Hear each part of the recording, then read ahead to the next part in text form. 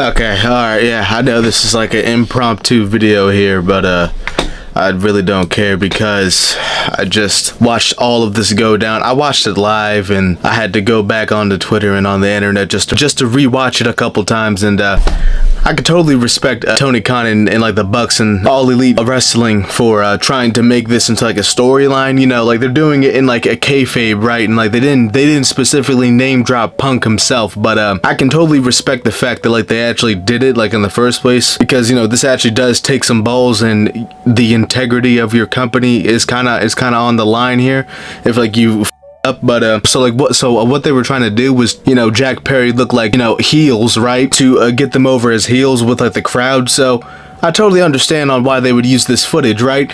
You see, now they should have done that 8 months ago. The only reason that like they're doing it now is because of what Punk said on like that one interview that happened a week ago. That's the only reason that like they're actually even bringing this back up again.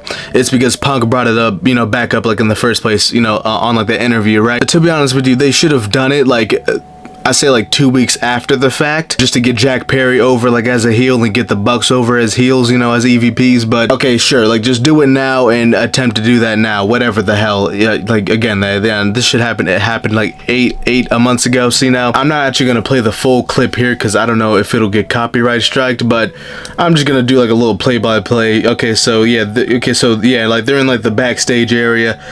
Punk walks up to Jack Perry right up here, as you could see, and you know, like they're talking, and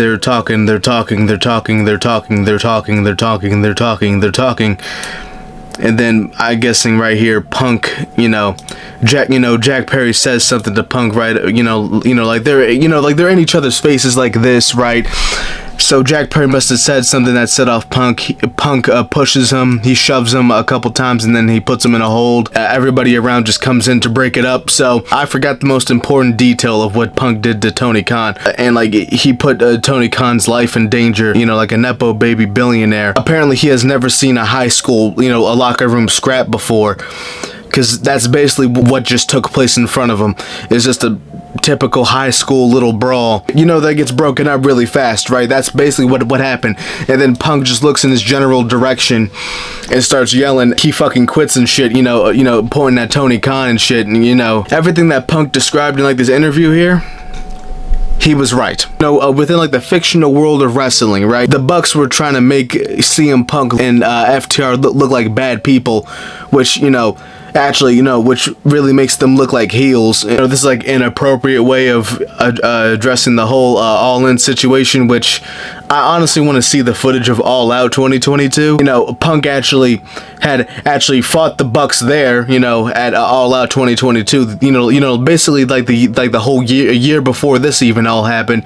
But no, they didn't have the balls to show that footage. So, and Tony Khan doesn't have any balls at all as a boss, as a person, and even as like a man, because his life was in danger when it was just a simple high school like type brawl. It's like I don't want to take it too seriously because it's like they're trying to make it into like a storyline now, but it's like at the same time it's kind of fucking embarrassing. Like it's really just embarrassing that like they really, like, it took them 8 months to actually, you know, do this.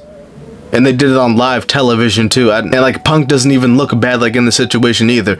So I don't know what the, like, well, no, I do know the goal.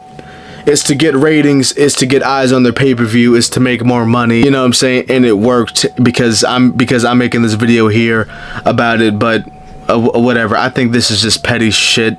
You know what I'm saying? But like, if you're gonna capitalize on it, I guess. But I actually almost forgot to mention here. So literally after this segment, right, Will Ospreay comes out and he has a 5-minute segment, and he shoots on Triple H because Triple H said on an interview that, you know, there's certain people out there who don't want to put the work in, and or, you know, who don't want to, you know, work like, you know, put in the work to work like a WWE schedule. And people on the internet, the IWC, the, you know, the internet wrestling culture was saying that Triple H was talking about Will Ospreay, and Will Ospreay himself goes on live television and shoots on Triple H like that, making himself look like a Like, I mean, he burned the bridge with like the WWE at that point, just for saying on what he said about a Triple H is what everyone says about Triple H in the first place. The only reason that that Triple H is in the position that he is, like, in the WWE is because he's fucking Vince's daughter.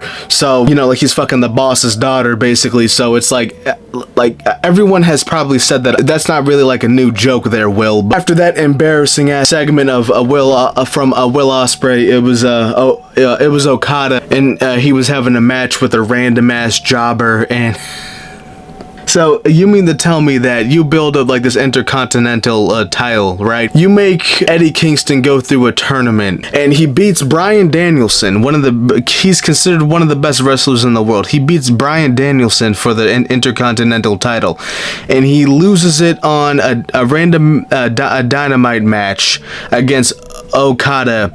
And then now Okada is facing a jobber, like a no-name jobber that no one like probably.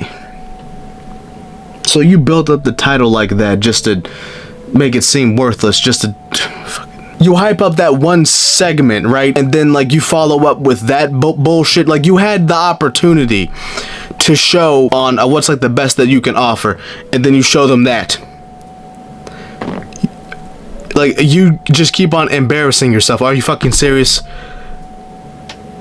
Whatever, bro. I'm done here. I'm done here.